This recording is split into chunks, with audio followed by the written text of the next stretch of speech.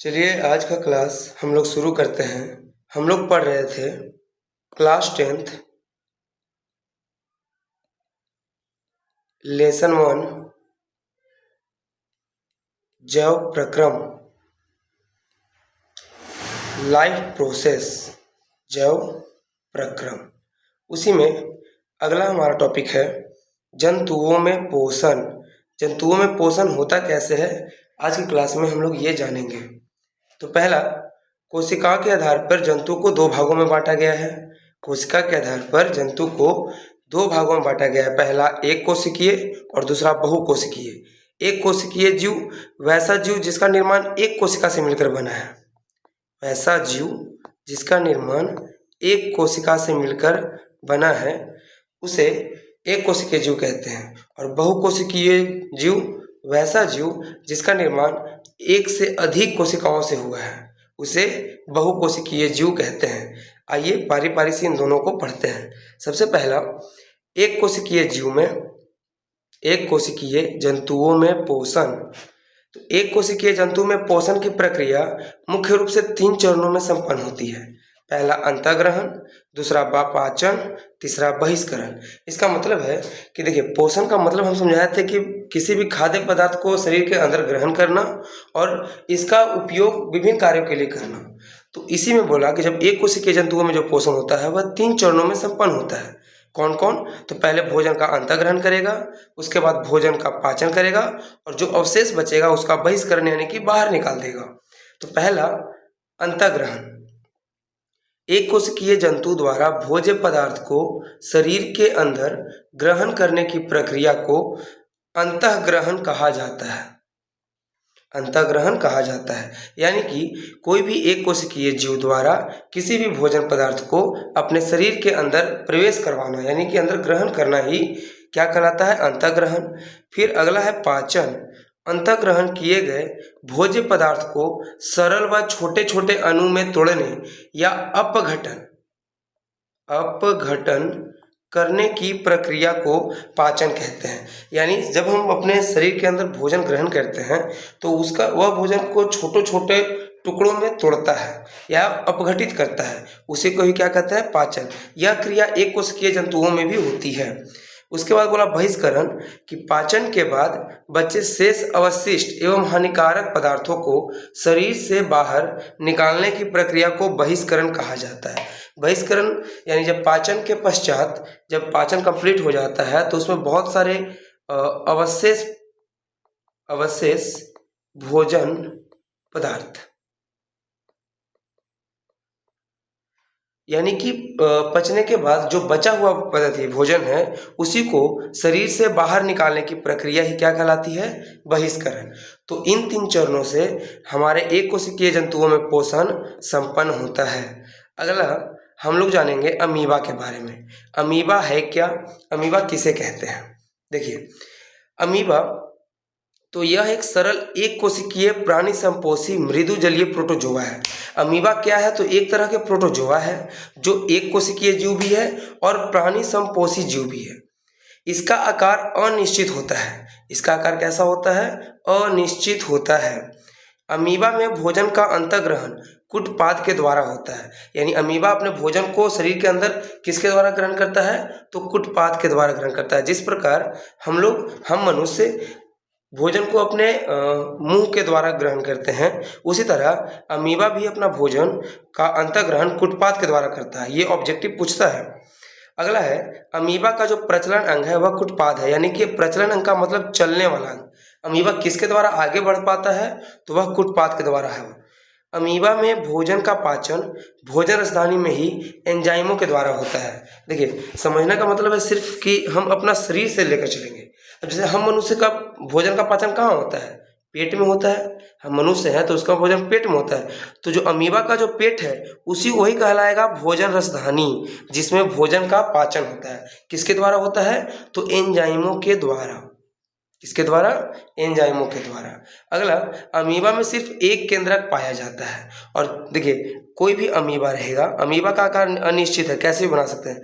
इसमें एक ये मान लीजिए केंद्रक है। अगर ये केंद्रक विभाजित होकर के 2 केंद्रक बनता है, ऐसे मान लीजिए कि ये विभाजित होकर के अगर यहाँ से 2 को केंद्रक बन जाता है, एगो यहाँ एगो यहाँ, तो इसका मतलब है कि ये बट करके 2 अमीबा का निर्माण करेगा। यानी एक अमीबा में सिर्फ एक ही केंद्रक पाया जाता है। देखिए यह एक अमीबा का फिगर है। इसमें ये जो बाहरी हिस्सा जो होता है ये वाला, इसी को कहते हैं कुटपाद। क्या कहते हैं? कुटपाद। और इसके अंदर जैसे ये केंद्रक हुआ, ये क्या बताया गया? केंद्रक। और इसमें एक भोजन रसधानी भी पाया जाता है, जिसके अंदर कोई भी भोजन के कण आते हैं, किसके द्वारा? कुटपाद के द्वारा, और इसी में भोजन का पाचन हो पाता है। देखिए यहाँ हो गया केंद्रक, ये हो गया भोजन रसधानी जिसके अंदर भोजन आया। अब जैसी ये केंद्रक का विभाजन हो गया तो देखिए ये एक अमीबा और ये दूसरा अमीबा, और यही जाकर के विकसित होकर के दोनों में अपना अपना निर्माण कर लेता है। ठीक है। अब अगला है पैरामीशियम। अगला कौन सा पढ़ना है? पैरामीशियम। तो यह भी एक प्रोटोजोआ है, जो कि यह भी एक सरल एक कोशिकीय प्राणी संपोषी और मृदु जलीय प्रोटोजोआ कहलाती है। बस इसका है कि अमीबा का था कि आकार अनिश्चित था, और पैरामीशियम का जो आकार होता है वह चप्पल के जैसा होता है। स्लीपर समझते हैं, चप्पल, उसके जैसा पैरामीशियम का आकार होता है। यह भोजन का अंतःग्रहण कोशिका मुख या साइटोस्टोम से करता है। पैरामीशियम में भोजन का अंतःग्रहण किसके द्वारा होता है? कोशिका मुख, या इसको इंग्लिश में बोलेंगे साइटोस्टोम से करता है। इसका प्रचलन अंग सिलिया होती है, यानी इसको चलने वाला जो अंग है किसके द्वारा चल पाता है? तो वो होती है सिलिया। इसमें पैरामीशियम में 2 केंद्रक पाए जाते हैं, एक होता है लघु केंद्रक और एक होता है दीर्घ केंद्रक। लघु और दीर्घ। अगला, यह भोजन का पाचन भोजन रसधानी से ही करता है। भोजन का पाचन दोनों में भोजन रसधानी से होता है। दोनों में बस अंतर यही है कि अमीबा में 1 केंद्रक और पैरामीशियम में 2 केंद्रक। इसमें उसका अमीबा का जो प्रचलन अंग था वह था कुटपाद, और जो इसका प्रचलन अंग है वह था सिलिया। बाकी भोजन का पाचन दोनों भोजन रसधानी से ही करता है। देखिए ये पैरामीशियम का फिगर है। इसमें ये जो बाहर झिल्ली लेखा संरचना है उसे कोई कहेंगे सिलिया। यहाँ है, ये है कोशिका मुख जिसके द्वारा भोजन के कण जो है अंदर जाते हैं। कोशिका मुख या साइटोस्टोम को कहते हैं। भोजन रसधानी देखिए यहाँ पर भोजन रसधानी है, इसी में भोजन जाएगा और भोजन का पाचन होगा। फिर भोजन रसधानी का देखिए निर्माण, ये जो भोजन रसधानी है इसका निर्माण इसी से होता है। पैरामीशियम में भोजन का बहिष्करण साइटोप्रोक्ट से करता है। किससे करता है? तो साइटोप्रोक्ट से भोजन को बाहर निकालता है। चलिए अगला, अभी तक हम लोग जाने एक कोशिकीय जीव में पोषण। अब अगला हम लोग जानेंगे बहुकोशिकीय जीव में पोषण कैसे होता है। बहुकोशिकीय जीवों में पोषण कैसे होता है? तो देखिए बहुकोशिकीय जीवों में पोषण की प्रक्रिया मुख्यतः 5 चरणों में संपन्न होती है। कितने चरणों में? 5। पहला अंतःग्रहण, दूसरा पाचन, तीसरा अवशोषण, चौथा स्वागीकरण और 5वां होता है बहिष्करण। आइए पारी पारी से इन 5 के बारे में हम लोग पढ़ेंगे। पहला अंतःग्रहण। अंतःग्रहण का मतलब यह है कि भोज्य पदार्थ को अंदर ग्रहण करना। तो लिखा है कि बहुकोशिकीय जीवों में भोज्य पदार्थ को मुख गुहा से अंदर ग्रहण करने की प्रक्रिया को अंतःग्रहण कहते हैं। बहुकोशिकीय का मतलब समझिए कि हम मनुष्य, हमारा शरीर एक कोशिका से मिलकर बना नहीं है, एक से अधिक कोशिकाओं से मिलकर बना है। इसलिए अंतःग्रहण हम लोग किससे करते हैं? किसी भी भोजन चीज को खाते हैं तो हम लोग मुंह से खाते हैं, तो वही मुख गुहा के अंदर, मुख गुहा के द्वारा अंदर ग्रहण करते हैं अपना भोजन। अगला बोला पाचन। पाचन, जब अंतःग्रहण होगा भोजन तो अंतःग्रहण किए गए भोज्य पदार्थों को सरल व छोटे छोटे अणुओं में तोड़ने की प्रक्रिया को ही पाचन कहा जाता है।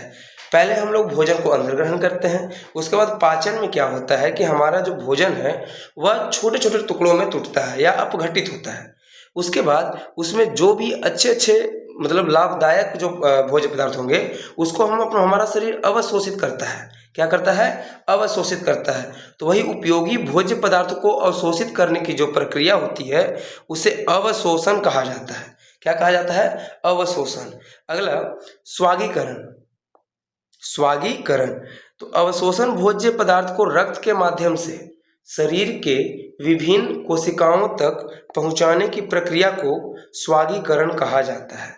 यानी कह रहा है कि जब अवशोषित हो जाता है, जो भी भोजन पच जाता है, तो वो उसको रक्त के माध्यम से यानी खून के माध्यम से शरीर के अलग अलग कोशिकाओं तक पहुंचाना ही क्या कहलाता है? स्वागीकरण।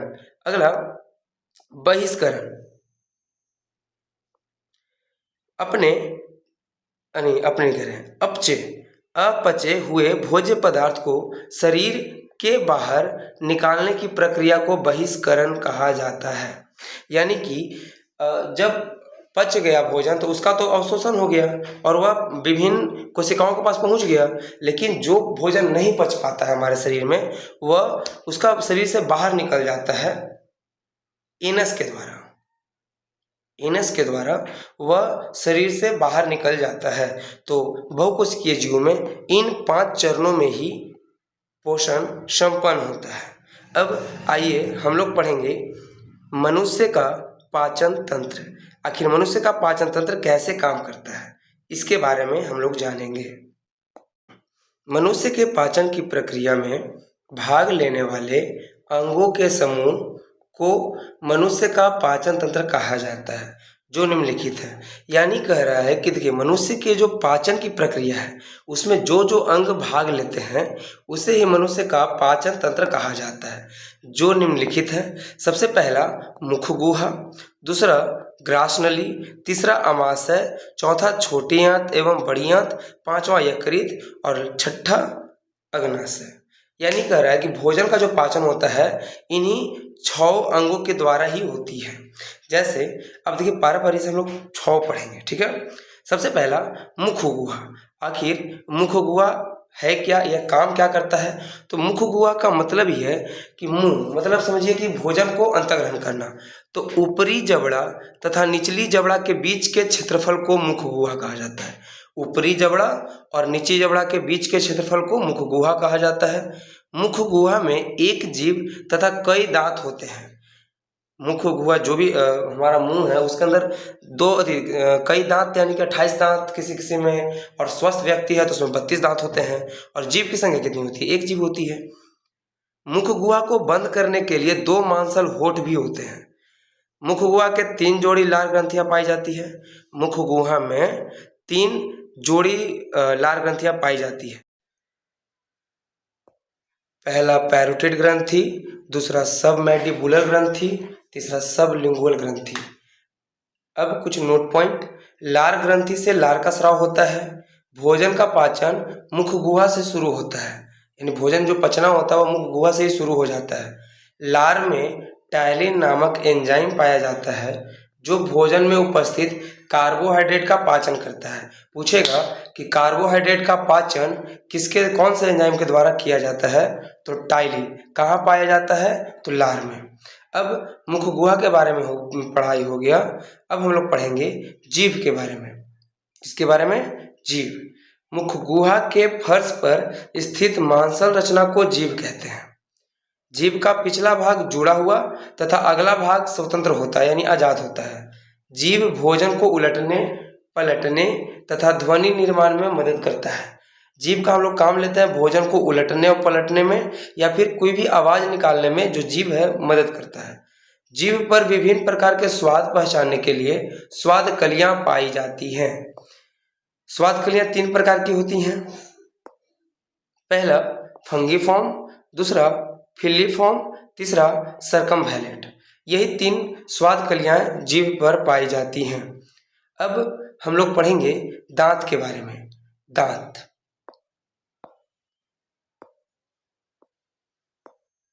यह मनुष्य में सबसे पीछे जन्म लेने वाली हड्डी है। यह मनुष्य में सबसे पीछे जन्म लेने वाली हड्डी है। यह कैल्शियम और फास्फोरस के बने होते हैं।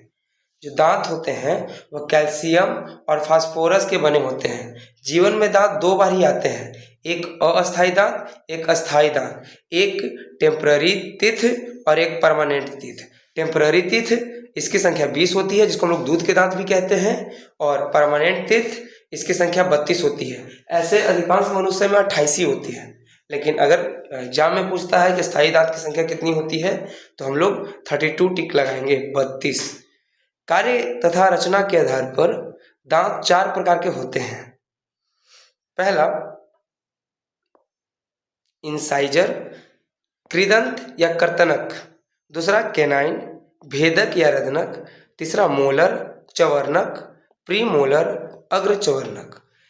इंसाइजर की संख्या 8 होती है, जिसका काम होता है काटना। इस दांत का काम क्या होता है? काटना। कैनाइन, इसकी संख्या 4 होती है, जिसका काम होता है फाड़ना। मोलर, इसकी संख्या 12 होती है, जिसका काम होता है चबाना। और प्रीमोलर, इसकी संख्या 8 होती है, जिसका काम भी है चबाना। मोलर और प्रीमोलर दोनों काम होता है चबाना। कैनाइन कोई सी भी चीज को फाड़ता है और इंसाइजर किसी भी भोजन पदार्थ को काटता है। लंबाई के दृष्टिकोण से दांत को 3 भागों में बांटा गया, वह था कार्य के आधार पर। यह लंबाई के दृष्टिकोण से दांत को कितने भागों में बांटा गया? तो 3 भागों में बांटा गया। पहला शिखर, दूसरा जड़, तीसरा ग्रीवा। दांत का सबसे ऊपरी भाग नुकीला होता है, जिसे शिखर कहते हैं। दांत के जो भाग मसूड़ा में धंसा रहता है उसे जड़ कहते हैं, और शिखर तथा जड़ के बीच वाले भाग को ग्रीवा कहते हैं, यानी गर्दन कहते हैं। कोई भी दांत, अब देखिए ऐसे दांत बनता है और यहाँ मसूड़ा में सटा हुआ रहता है, तो इसी को बोला गया जड़, और ऊपर वाला को बोला गया शिखर, और जो बीच में आ गया इसको बोला गया ग्रीवा। यही है लंबाई के आधार पर दांत के 3 भाग में। अगला, आंतरिक दृष्टिकोण से दांत को 3 भागों में बांटा गया है। आंतरिक दृष्टिकोण से अंदर वाला दांत के आंतरिक भाग के दृष्टिकोण से दांत को 3 भागों में बांटा गया है। पहला एनामेल, दूसरा दंतास्थि या डेंटाइन, तीसरा मज्जा गुहा। एनामेल तो दांतों का सबसे ऊपरी मजबूत, कठोर, चमकीला भाग को एनामेल कहते हैं। पूछता है ऑब्जेक्टिव कि दांतों का सबसे ऊपरी भाग कौन है? एनामेल। दांतों का सबसे मजबूत भाग कौन होता है? एनामेल। दांतों का सबसे कठोर भाग कौन होता है? एनामेल। दंतास्थि या डेंटाइन, एनामेल के अंदर पीले रंग की भाग होती है जो दांत के अधिकांश भाग का निर्माण करती है, उसे दंतास्थि या डेंटाइन कहते हैं। मज्जा गुहा, दांत का सबसे अंदर वाला खोखला भाग जहां रक्त कोशिकाएं जुड़ी होती है उसे मज्जा गुहा कहा जाता है। अब हम लोग पढ़ेंगे दंतास्थि क्षय। क्षय का मतलब उसको हानि होना। तो भोजन करने के पश्चात जब दांतों की सफाई अच्छी तरह से नहीं की जाती है तो दांतों पर उपस्थित कार्बोहाइड्रेट वायवीय जीवाणु के द्वारा अम्ल में बदल जाता है, जिससे दांतों का क्षय होने लगता है। इस क्रिया को ही दंतास्थि क्षय कहा जाता है। कह रहा है कि जब हम लोग भोजन करते हैं तो अगर हम लोग दांत की सफाई अच्छी तरह से नहीं करेंगे तो दांत पर उपस्थित जो भी कार्बोहाइड्रेट है वह बैक्टीरिया के द्वारा अम्ल में बदल जाता है, और अम्ल में बदलने के बाद दांतों की हानि होने लगती है, दांतों को नुकसान पहुंचने लगता है। तो इस क्रिया को ही दंतास्थि क्षय कहलाता है। अगला दंत फ्लॉक। दंत फ्लॉक दांतों की अच्छी तरह सफाई न करने पर दांत के ऊपर बनने वाली स्थायी परत को ही दंत फ्लॉक कहते हैं। दंत फ्लॉक का मतलब हो गया कि जब हम दांत अच्छी तरह से साफ नहीं करते हैं तो उसके ऊपर काली काली जैसी परत बैठ जाती है, उसे हम कहेंगे दंत फ्लॉक। ग्रसनी, अगला भाग है ग्रसनी। तो मुख गुहा के पिछले भाग को क्या कहा जाता है? ग्रसनी। ग्रसनी में 2 छिद्र के खुलते हैं, एक कंठ द्वार, एक निगल द्वार। कंठ द्वार श्वास नली में खुलती है और निगल द्वार ग्रास नली में खुलती है। ये दोनों का अंतर हो गया कि कंठ द्वार कहाँ खुलती है तो श्वास नली में, निगल द्वार कहाँ खुलती है तो निगल द्वार में, मतलब ग्रास नली में खुलती है। अगला, कंठ द्वार को बंद करने में के लिए एपिग्लॉटिस नामक पट्टी होती है जो भोजन को श्वास नली में जाने से रोकती है। अब हम लोग पढ़ेंगे ग्रास नली। क्या पढ़ेंगे? ग्रास नली। मुख गुहा को अमाशय से जोड़ने वाली नली को ग्रास नली कहा जाता है, यानी वैसी नली जो मुख गुहा से लेकर के अमाशय यानी पेट तक लगी होती है उसे ग्रास नली कहते हैं। ग्रास नली का पाचन की क्रिया में कोई विशेष महत्व नहीं होता है, कोई काम धंधा नहीं होता है, बस यह भोजन को मुख गुहा से अमाशय तक पहुंचाती है। यह एक नली नुमा संरचना है जिसका काम क्या रहेगा? भोजन को मुंह से पेट तक पहुंचाना। ग्रास नली की दीवारों पर क्रमाकुंचन की क्रिया होती है जिससे भोजन आगे की ओर बढ़ता है। यानी कि क्रमाकुंचन का मतलब होता है कि ग्रास नली की जो दीवार है वह अपने आप पीछे से पिचकेगा ताकि आगे भोजन को ढकेल पाए और भोजन आगे की ओर बढ़ेगा। चलिए अब अगला हमारा है अमाशय। अमाशय यानी पेट किसे कहते हैं? तो उदर गुहा के बाईं ओर स्थित थैलीनुमा रचना को अमाशय कहते हैं। उधर गुहा की यह बाईं ओर स्थित होती है और कैसी रचना होती है इसकी? तो थैलीनुमा। यहाँ पर भोजन 3-4 घंटा तक ठहरता है। अमाशय के कितने भाग होते हैं? तो अमाशय के 3 भाग होते हैं। पहला कार्डियक भाग, दूसरा फुंडिक भाग, तीसरा पाइलोरिक भाग।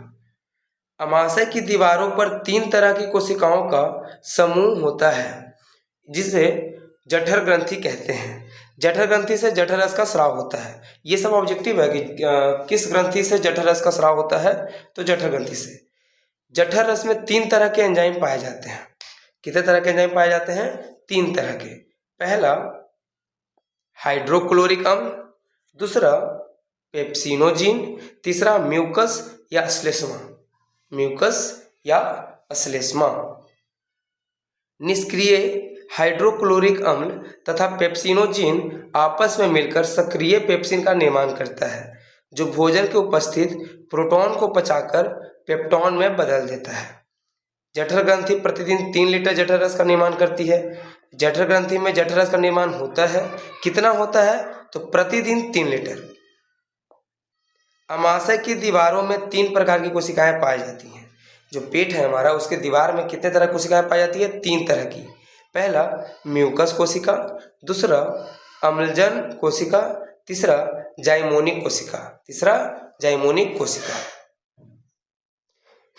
हम लोग अभी तक अमाशय के बारे में पढ़ चुके हैं।